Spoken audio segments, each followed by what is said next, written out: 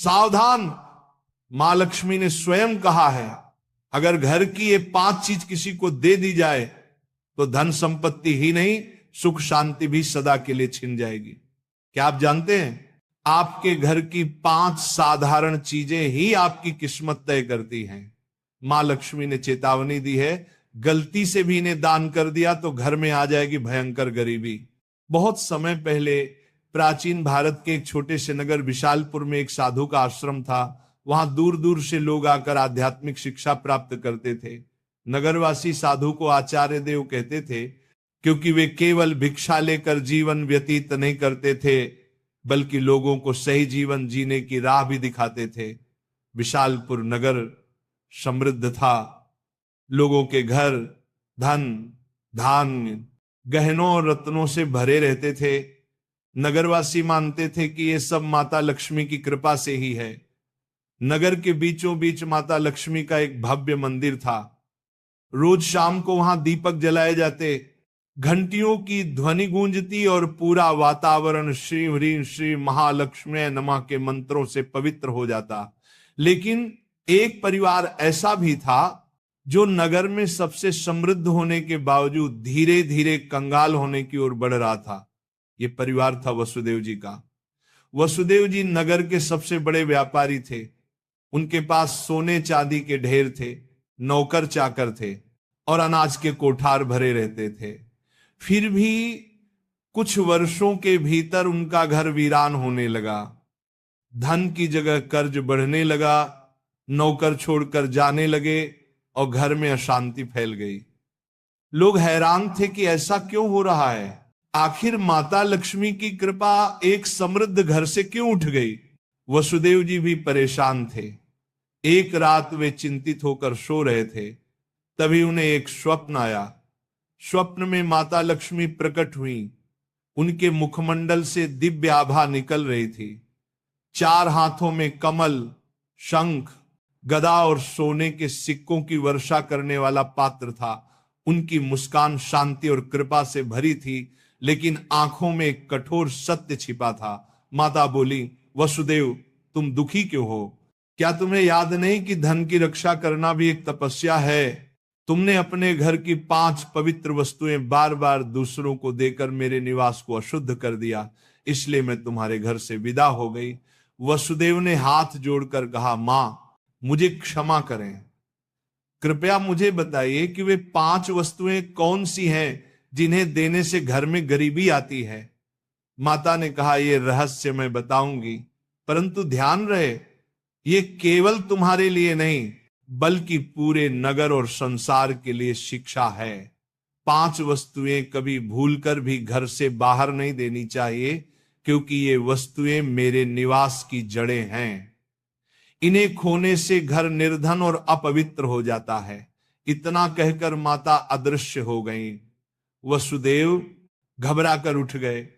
उनका शरीर पसीने से तरबतर था। अगले दिन वे भागते हुए आचार्य देव के आश्रम पहुंचे और सारी घटना सुनाई। आचार्य देव ने शांत होकर कहा, वसुदेव ये कोई साधारण सपना नहीं है, ये स्वयं लक्ष्मी का आदेश है। अब तुम्हें धैर्य रखना होगा। माता लक्ष्मी ने जो 5 रहस्य बताए हैं, उन्हें समझने के लिए तुम्हें एक आध्यात्मिक यात्रा करनी होगी, तभी तुम्हें सच्चा उत्तर मिलेगा। और इस प्रकार यात्रा शुरू हुई। वसुदेव ने अपनी पत्नी सुभद्रा और बेटे माधव के साथ नगर छोड़ दिया और आचार्य देव के आदेश पर हिमालय की ओर प्रस्थान किया। रास्ते में उन्हें तरह तरह की घटनाएं घटी। एक गांव में उन्होंने देखा कि एक महिला अपने घर का चूल्हे की राख दूसरों को दे रही है। वसुदेव को तुरंत माता लक्ष्मी की बात याद आई। क्या राख की भी उनमें से एक वस्तु है? उन्होंने महिला से पूछा, बहन तुम ये राख क्यों बांट रही हो?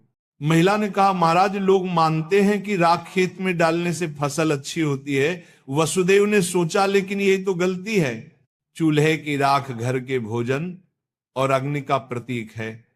इसे बाहर देने से घर की उन्नति रुक जाती है। यात्रा आगे बढ़ी।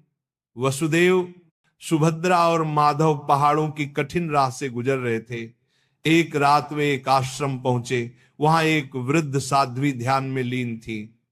साध्वी ने वसुदेव को देखकर मुस्कुराते हुए कहा, तुम्हें लक्ष्मी माता के 5 रहस्य जानने हैं ना?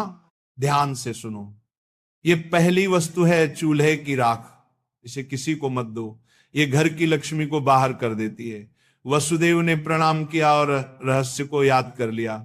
दूसरे दिन वे आगे बढ़े। एक गांव में देखा कि लोग अपने घर से झाड़ू निकालकर दूसरों को दे रहे। वसुदेव ने आश्चर्य से पूछा, तुम लोग ऐसा क्यों करते हो? एक युवक बोला, हम मानते हैं कि पुराना झाड़ू देने से दरिद्रता चली जाती है। लेकिन तभी आकाश में गड़गड़ाहट हुई, जैसे स्वयं माता लक्ष्मी बोल रही हो, मूर्खों, झाड़ू लक्ष्मी का निवास है। ये घर की स्वच्छता और समृद्धि का प्रतीक है। इसे बाहर देने से लक्ष्मी घर से चली जाती है। वसुदेव को दूसरी वस्तु का भी रहस्य मिल गया, झाड़ू। तीसरा रहस्य उन्हें एक कुटिया में मिला। वहां एक वृद्ध साधक बैठे थे। उनके सामने दीपक जल रहा था। साधक ने कहा, बेटा, घर का जलता हुआ दीपक या उससे जली हुई लौ कभी किसी को मत दो। ये घर की ज्योति और आयु का प्रतीक है। इसे देने से सुख शांति चली जाती है। वसुदेव ने तीसरी वस्तु भी जान ली। आगे चलते चलते वे एक गांव पहुंचे। वहां एक परिवार ने अपने घर का नमक पड़ोसियों को उधार दिया। उसी रात उस परिवार के यहां कलह मच गई। साध्वी ने समझाया, नमक रिश्तों की मिठास और स्थिरता का प्रतीक है। घर का नमक देना लक्ष्मी को अपमानित करना है। अब वसुदेव को चौथी वस्तु भी मिल गई, नमक। अंततः हिमालय के पास एक गुफा में तप करते एक योगी ने अंतिम रहस्य बताया। योगी बोले, वसुदेव, 5वीं वस्तु है कपड़े का कोना या पल्लू। महिलाएं अक्सर पुराने कपड़े का पल्लू काट कर दे देती हैं, लेकिन यही स्त्री की लक्ष्मी और घर की मर्यादा का प्रतीक है। इसे देना घर के भाग्य को काटना है। अब 5 वस्तुएं स्पष्ट थी। पहला, चूल्हे की राख। दूसरा, झाड़ू। तीसरा, जलता दीपक। चौथा, नमक। 5वां, कपड़े का कोना। वसुदेव ने कृतज्ञ होकर योगी को प्रणाम किया। अब 5 रहस्यों को जानकर वसुदेव अपनी पत्नी सुभद्रा और पुत्र माधव के साथ नगर की ओर लौटने लगे। रास्ते भर वे मन ही मन माता लक्ष्मी के उपदेशों को दोहराते रहे। नगर पहुंचते ही उन्होंने सबसे पहले आचार्य देव के चरणों में प्रणाम किया और पूरी यात्रा का वर्णन किया। आचार्य देव ने मुस्कुराकर कहा, वसुदेव, तुम्हें अब सच्चा ज्ञान मिल गया है। इन रहस्यों को केवल अपने तक सीमित मत रखना, बल्कि नगरवासियों को भी बताओ, ताकि वे भी लक्ष्मी के अपमान से बच सके। आचार्य देव की आज्ञा पाकर वसुदेव ने नगर के बीचों बीच सभा बुलाई। सभा में नगर के लोग बड़ी संख्या में उपस्थित हुए। वसुदेव ने हाथ जोड़कर कहा, बंधुओं, मैं स्वयं अपनी गलतियों के कारण निर्धनता और कष्ट का भागी बना। माता लक्ष्मी ने मुझे स्वप्न में दर्शन दिए और बताया कि 5 वस्तुएं कभी घर से बाहर नहीं देनी चाहिए। इतना कहकर उन्होंने क्रम से सब समझाया। पहली वस्तु है चूल्हे की राख, दूसरी झाड़ू, तीसरी जलता दीपक, चौथी नमक और 5वीं कपड़े का कोना। लोगों ने आश्चर्य और श्रद्धा से यह बातें सुनी। तभी आकाश में एक दिव्य प्रकाश फैला और माता लक्ष्मी स्वयं प्रकट हुई। उनके प्रकट होते ही वातावरण में सुगंध फैल गई। मंदिरों की घंटियां अपने आप बज उठी और लोग भाव विभोर होकर उनके चरणों में झुक गए। माता बोली, वसुदेव ने जो कहा वह सत्य है। तुम सब जान लो कि ये 5 वस्तुएं मेरे निवास की जड़ हैं। जो इन्हें बाहर देता है वह अपने ही घर से मुझे विदा करता है। ये कहते ही माता ने वसुदेव के घर की ओर हाथ उठाया और देखते ही देखते उनके घर में फिर से समृद्धि लौट आई। कोठार भर गए, नौकर लौट आए और पूरे घर में शांति का वास हो गया। नगर के लोग ये चमत्कार देखकर स्तब्ध रह गए और माता लक्ष्मी के जयकारे करने लगे। नगर में अब यह शिक्षा फैल गई कि कोई भी व्यक्ति घर की 5 वस्तुएं बाहर न दे। लोग अपने घरों में सावधानी रखने लगे।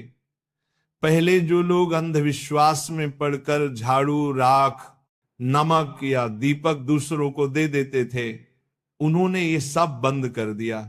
नगर में धीरे धीरे हर घर में समृद्धि लौटने लगी।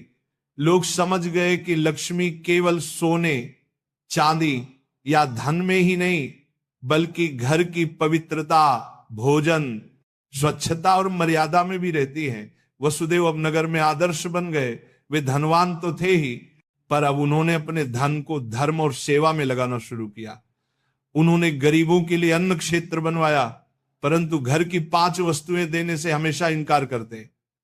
जो भी उनसे ये चीजें मांगता वह विनम्रता से कह देते, भाई ये माता लक्ष्मी की मर्यादा है, इन्हें देने से मेरे ही नहीं तुम्हारे घर की भी समृद्धि घट जाएगी। लोगों ने भी इस शिक्षा को हृदय से स्वीकार कर लिया। समय बीतने पर नगर विशालपुर दूर दूर तक प्रसिद्ध हुआ कि वहां न तो कोई निर्धन रहता है और न ही किसी के घर में कलह होती है। ये सब केवल माता लक्ष्मी की शिक्षा का परिणाम था। माता लक्ष्मी समय समय पर नगर में आकर वसुदेव को आशीर्वाद देती और नगरवासियों को याद दिलाती कि लक्ष्मी केवल धन की देवी नहीं, बल्कि संतुलन, संयम और मर्यादा की शक्ति है। अंततः वसुदेव के जीवन की सबसे बड़ी सीख यही बनी कि लक्ष्मी की कृपा केवल मेहनत से ही नहीं, बल्कि मर्यादा के पालन से भी प्राप्त होती है। माता लक्ष्मी केवल धन संपत्ति की देवी नहीं, बल्कि वे पवित्रता, मर्यादा और संतुलन की शक्ति है। घर की समृद्धि बनाए रखने के लिए मेहनत और सदाचार के साथ साथ मर्यादा का पालन भी आवश्यक है। चूल्हे की राख, झाड़ू, जलता दीपक, नमक और कपड़े का कोना, ये 5 चीजें लक्ष्मी का निवास मानी जाती हैं। इन्हें घर से बाहर देने का अर्थ है लक्ष्मी को स्वयं विदा करना।